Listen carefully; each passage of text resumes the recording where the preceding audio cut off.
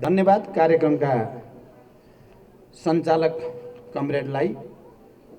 महान र अमर शहीद कमरेड रितबहादुर खड्काको स्मृति दिवस पारेर आयोजित यो स्मृति सभाका सभाध्यक्ष कमरेड, यो कार्यक्रममा अतिथिका रूपमा उपस्थित सबै अतिथि महानुभावहरू र कार्यक्रममा सहभागी सम्पूर्ण कमरेडहरू, मित्रहरू र पत्रकार साथीहरू, सबभन्दा पहिला त म कमरेड रितबहादुर खड्का प्रति हार्दिक श्रद्धाञ्जली व्यक्त गर्न चाहन्छु र एउटा महान र अमर शहीदको रूपमा कमरेड रितबहादुर खड्काको आदर्श, समर्पण र क्रान्तिकारी स्पिरिट हामी सबैको निम्ति र आउने पुस्ताको निम्ति पनि निरन्तर एउटा प्रेरणाको स्रोत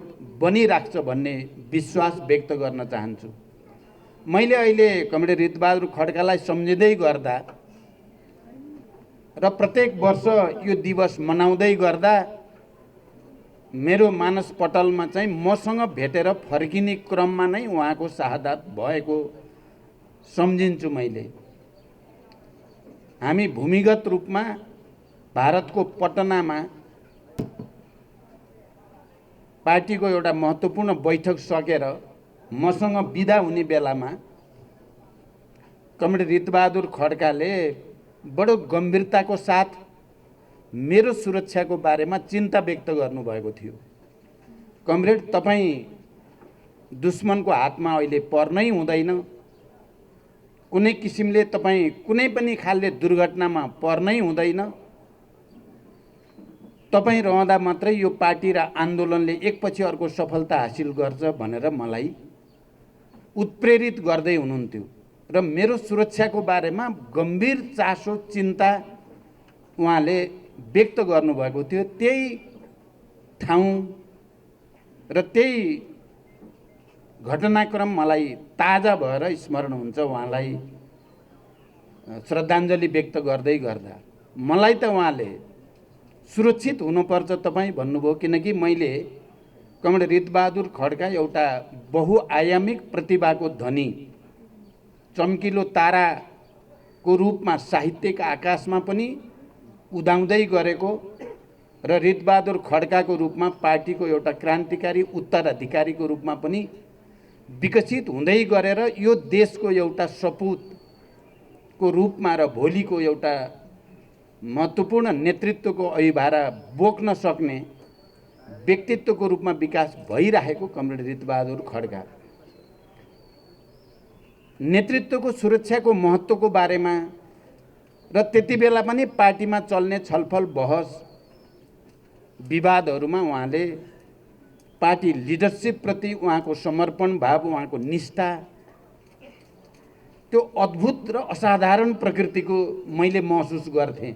भर्खरको युवा पार्टीको बारेमा, आन्दोलनको बारेमा, देशको बारेमा, सामाजिक सांस्कृतिक रूपान्तरणको बारेमा त्यति गम्भीरताको साथ चिन्तन, मनन र त्यसको निम्ति निरन्तर कटिबद्ध रहने, खट्ने, सक्रिय उहाँ जानुभयो। तर हुँदो के रहेछ भने जीवितहरू त जीवित रहँदासम्म उनीहरूको जीवनले के मोड लिन्छ, के लिँदैन भन्ने कुराको ग्यारेन्टी हुँदो रहेनछ। तर कमरेड रितबहादुर खड्का जस्ता शहीदहरू त निरन्तर परिवर्तनको निम्ति, निरन्तर एउटा आदर्शको निम्ति, उद्देश्यको निम्ति जीवित मानिसहरूलाई दिशानिर्देश गरिराख्ने एउटा पात्र हुनुहुँदो रहेछ, हुन जाँदो रहेछ। कमरेड रितबहादुर खड्का त्यस्तै पात्र मध्ये हुनुहुन्छ। अहिले हामी सबैको निम्ति पनि हाम्रा महान शहीदहरू, महान जनयुद्धका क्रमका या ऐतिहासिक जनआन्दोलनका क्रमका या सामाजिक रूपान्तरणको क्रममा शहादत प्राप्त गर्ने ती सबै हजारौं शहीदहरूले हामीलाई आफ्नो उद्देश्यप्रति जतिसुकै जटिल, कठिन र चुनौतीपूर्ण क्षणमा पनि अगाडि बढिराख्न प्रेरित गर्छन् र हामीले यस्ता श्रद्धाञ्जली या स्मृति सभाहरूमा त्यही प्रेरणा लिने र आफ्नो उद्देश्यमा अगाडि बढिराख्ने कमिटमेन्ट एउटा प्रतिबद्धता व्यक्त गर्ने गर्छौँ र आजको दिन पनि हामी कमरेड हृदबहादुर खड्कालाई स्मरण गर्दै गर्दा त्यही प्रतिबद्धता त्यही सङ्कल्प हामीले लिएका छौँ। अघि हाम्रो पार्टीका केन्द्रीय समितिका सहयोद्धा, दोलखाका इन्चार्ज र कमरेड हृदबहादुर खड्काका परिवारको हैसियतले पनि कमरेड देवी खड्काले केही कुरा राख्नुभयो। दोलखामा पार्टीलाई, आन्दोलनलाई, सामाजिक रूपान्तरण र परिवर्तनको प्रक्रियालाई निरन्तर निर्देश चाहिँ कमरेड हृदबहादुर खड्काले दिइराख्नु भएको छ भनेर बिल्कुल ठिक कुरा भन्नुभयो। म यस सन्दर्भमा दोलखा जिल्ला पार्टीलाई र दोलखा काठमाडौँ सम्पर्क समन्वय समितिलाई पनि यो कार्यक्रमको यो रूपमा आयोजनाको निम्ति धन्यवाद भन्न चाहन्छु र यहाँ कमरेड हृदबहादुर खड्काप्रति श्रद्धा व्यक्त गर्ने नेपाली कांग्रेस र गठबन्धन दलका अन्य नेता साथीहरूलाई पनि विशेष धन्यवाद भन्न चाहन्छु। उहाँहरूले यो कार्यक्रमलाई अझ बढी गरिमामय र यो कार्यक्रमलाई अलि बढी उचाइमा पुर्याउन योगदान गर्नुभएको छ। आज यो कार्यक्रम खाली स्मृति दिवसको रूपमा मात्रै नभएर कमरेड हृदबहादुर खड्काको यो स्मृति दिवसलाई दोलखा जिल्लामा स्थानीय निर्वाचनमा निर्वाचित जनप्रतिनिधि र अन्य निर्वाचनमा प्रतिस्पर्धा गर्ने कमरेडहरूलाई पनि सम्मान गर्ने जो कार्यक्रम राख्नुभयो र यसको एउटा विशिष्ट अर्थ र महत्त्व रह्यो भन्ने मैले ठानेको छु। यसको निम्ति पनि दोलखा जिल्ला पार्टी र सम्पर्क समन्वय समितिलाई विशेष धन्यवाद भन्न चाहन्छु। हामीले हरेक वर्ष यस्ता स्मृति दिवस मार्फत शहीदहरूप्रति सम्मान व्यक्त गर्दै गर्दा देशको राजनीतिक घटनाक्रम पनि सधैँ एउटै रहेको हुन्न। फरक फरक परिस्थितिमा हामीले श्रद्धा र सम्मान व्यक्त गर्ने गर्छौँ। अहिले पनि हामी एउटा विशिष्ट परिस्थितिबाटै गुज्रेका छौँ, हामी सबैलाई थाहा भएकै कुरा हो। हजारौं शहीदहरू र लाखौं करोडौं जनताको रगत पसिनाबाट आएको परिवर्तन, सङ्घीय लोकतान्त्रिक गणतन्त्र, संविधान, समावेशी समानुपातिक प्रतिनिधित्व प्रणाली जस्ता दूरगामी महत्त्वका परिवर्तनमाथि गत साल नराम्रोसँग प्रहार भयो सरकारको तर्फबाट र त्यो प्रहारका विरुद्ध हामी लड्नुपर्ने, आन्दोलित हुनुपर्ने, जनतालाई अपिल गर्नुपर्ने र हर हालतमा देशलाई फेरि एकचोटि प्रतिगमनतिर, निरङ्कुशतातिर पछाडि फर्काएर एउटा अराजकतातिर लान चाहने बडो अहङ्कारी दम्भी प्रवृत्ति देशमा देखा पर्यो। कतै यो अहङ्कार र दम्भ देशमा फासिजमतिर लाने त होइन भन्ने चिन्ता पनि बुद्धिजीवीहरूले, पत्रकारहरूले, आम राजनैतिक दलका नेता कार्यकर्ताहरूले पनि व्यक्त गरेको स्थिति थियो। हामी सबै त्यही प्रक्रियामा यो प्रतिगमन र निरङ्कुशताका विरुद्ध, यो अहङ्कार र दम्भका विरुद्ध जसले देशलाई फेरि दुर्घटनातिर धकेल्ने मनसाइराखेको छ, यसलाई परास्त गर्नै पर्छ भनेर नै हामीले एउटा गठबन्धन निर्माण गरेका हौँ र त्यो गठबन्धन मार्फत संविधानको रक्षा, सङ्घीय लोकतान्त्रिक गणतन्त्रको रक्षा, समावेशी समानुपातिकताको रक्षा र यो राष्ट्रको रक्षा गर्ने उद्देश्यका साथ हामीले गठबन्धन गऱ्यौँ र गठबन्धन गरिसकेपछि त्यो प्रतिगमनको प्रवृत्ति परास्त भयो, संविधानको रक्षा भयो, गणतन्त्रको रक्षा भयो, लोकतन्त्रको रक्षा भयो र हामी अगाडि बढ्दै भर्खरै स्थानीय तहको निर्वाचन सफलताका साथ सम्पन्न भयो। मैले, तपाईहरुले सुन्नुभएको होला, मैले प्रतिनिधि सभामा सदनमा बोल्दा पनि र बाहिर सार्वजनिक कार्यक्रममा नि भन्ने गरेको छु, यो निर्वाचनमा हाम्रो लागि र अझ माओवादी केन्द्रको अध्यक्षको हैसियतले र यो परिवर्तन ल्याउनको लागि हजारौं शहीदहरूको बलिदान र त्यो बलिदानपूर्ण लडाईँको नेतृत्व गरेको नाताले संविधान सभा र सङ्घीय लोकतान्त्रिक गणतन्त्रको संविधान निर्माणको निम्ति नेतृत्व गरेको नाताले पनि कुन पार्टीले कति जित्यो भन्ने त्यति ठुलो कुरा होइन भनेको छु मैले। ठुलो कुरा निर्वाचन यही संविधान अन्तर्गत सफलताका साथ सम्पन्न भयो।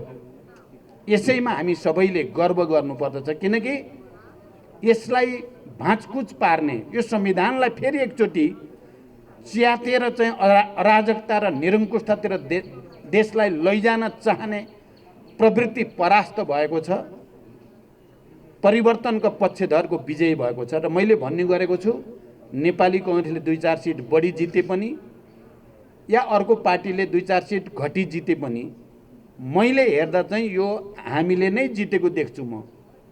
जुनसुकै पार्टीहरूबाट दलित, महिला, जनजाति, मधेसी प्रतिनिधित्व हुँदा पनि मैले चाहिँ के ठान्ने गर्छु भने यो हाम्रो लडाईँकै जित हो भन्ने म ठान्छु। कांग्रेसबाट आए पनि दलित महिला आइपुग्यो, दलितहरूको प्रतिनिधित्व भयो या जनजातिको भयो या मधेसीको भयो, मुस्लिमको भयो, महिलाहरूको भयो भने मैले भन्ने गरेको छु, जुनसुकै पार्टीबाट आएको भए पनि त्यो हाम्रो लडाईँको जित हो। त्यो हामीले त्यसमा गर्व गर्नुपर्दछ।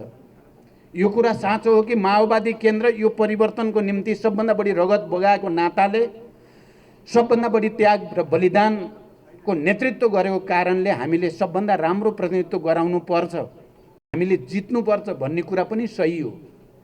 तर राष्ट्रको नेतृत्वको हैसियतले र यो परिवर्तनको नेतृत्वको हैसियतले मैले विचार गर्दा यो संविधान बच्यो र संविधान गतिशील ढङ्गले कार्यान्वयनतिर गयो र यो संविधानले परिकल्पना गरे जस्तै समाजवाद उन्मुख राज्य हाम्रो निजी, सार्वजनिक र सहकारीको समन्वयबाट एउटा समाजवादको आधार तयार पार्ने, उत्पादकत्व वृद्धि गर्दै जनताको घर आँगनमा सुख समृद्धि र खुसियाली ल्याउने लडाईँ हामी जो लड्दैछौँ, किनकि यो राजनीतिक परिवर्तनको लडाईँपछि हामीले भनेका छौँ अब समाजवाद निर्माणको लडाईँ, विकास र समृद्धिको लडाईँ, त्यसको निम्ति पनि हामीले सहकार्य एकता गर्नु नै छ। जति बेला हामी राजनीतिक दलहरू एकताबद्ध भयौँ त्यति बेला ठुल्ठुला परिवर्तन नेपालमा सम्भव भएका छन्। 30 वर्ष पञ्चायती तानाशाहीलाई अनि त्यति बेला नेपाली कांग्रेस र वामपन्थीहरूको बीचको मोर्चा र आन्दोलनको बलमा परास्त गरियो। जनयुद्ध र जनआन्दोलनले एउटा परिवर्तन ल्याउने ठाउँमा चाहिँ 12 बुँदे समझदारी र विस्तृत शान्ति सम्झौता मार्फत सहमति, सहकार्य र एकताकै बलमा पुगेको हो। संविधान पनि त्यसरी नै बनेको हो र अब विकास र समृद्धिको यात्रा पनि हामीले सहकार्य र सहमतिकै तरिकाद्वारा लानुपर्छ र एक्लै अगाडि बढ्ने अहङ्कार सबैले तोड्नुपर्छ, छोड्नुपर्छ र अहिले हामी त्यसै गर्दैछौँ। यो गठबन्धन एउटा ऐतिहासिक आवश्यकतामा जन्मियो। स्थानीय तहको निर्वाचन सफलतापूर्वक सम्पन्न भयो। अब प्रदेश र सङ्घको निर्वाचन पनि हामीले सफलताको साथ सम्पन्न गर्नु छ, सहकार्यको साथ सम्पन्न गर्नु छ र परिवर्तनलाई उल्ट्याउन चाहने, प्रतिगमनतिर देशलाई लान चाहने, निरङ्कुशता र अराजकताको भुमरीमा फेरि देशलाई धकेल्न चाहने प्रवृत्तिलाई परास्त गर्नु छ। यो कुनै व्यक्तिका प्रति रिसको कुरा होइन, व्यक्तिका प्रति इबीको कुरा होइन।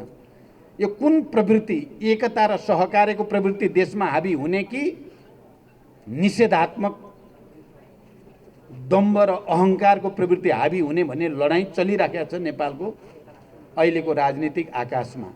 त्यसकारण हामीले कमरेड रीतबहादुर खड्काको स्मृति दिवस मनाउँदै गर्दा यो कुरालाई हामीले गहिरोसँग आत्मसात गर्न जरुरी छ र मलाई विश्वास छ हामीले उहाँप्रति श्रद्धा गर्दै गर्दा यो सहकार्यलाई अझ बलियो बनाउने, नेपालको शान्ति प्रक्रियाका बाँकी काम पुरा गर्नको लागि यो गठबन्धनलाई अझ बलियो पार्ने र विकास र समृद्धिको नयाँ यात्रा, राजनीतिक स्थायित्वको नयाँ यात्राको लागि पनि यसलाई अगाडि बढाउन जरुरी छ।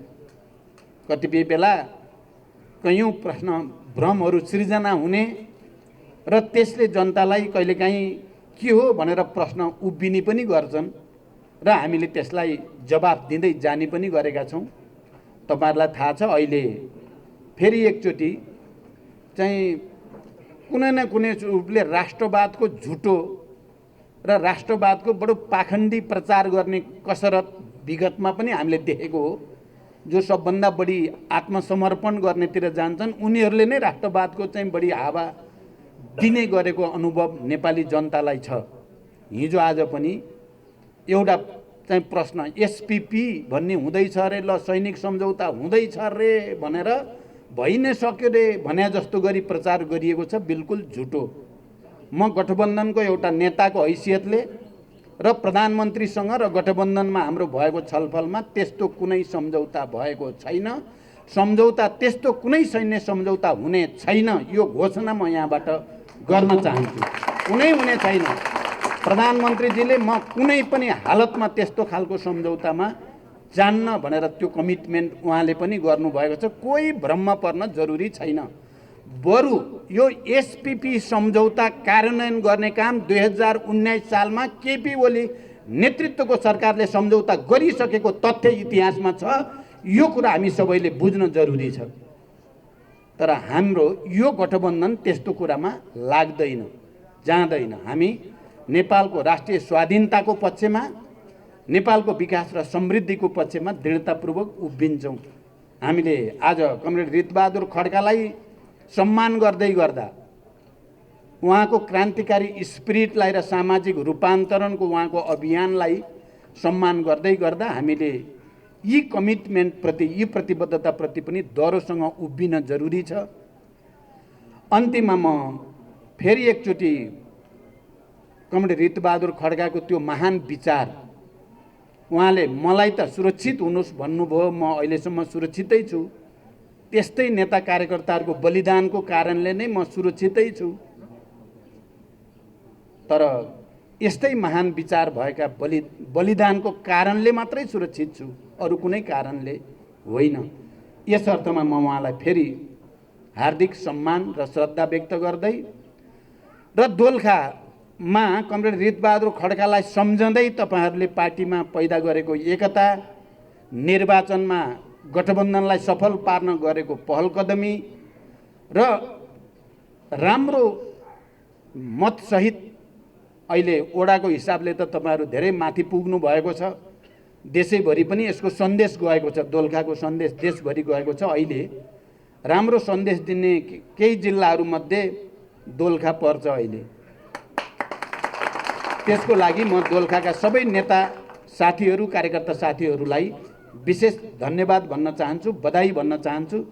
निर्वाचित जनप्रतिनिधि र यो अभियानमा सङ्घर्ष गर्ने सबै साथीहरूलाई पनि बधाई र धन्यवाद भन्न चाहन्छु।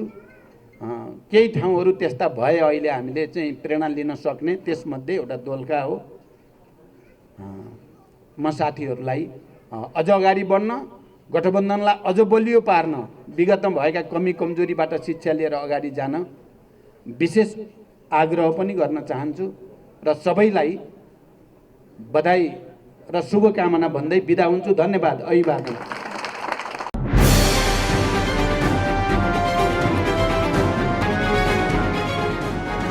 तपाईको सूचनाको साथी दैनिकी.com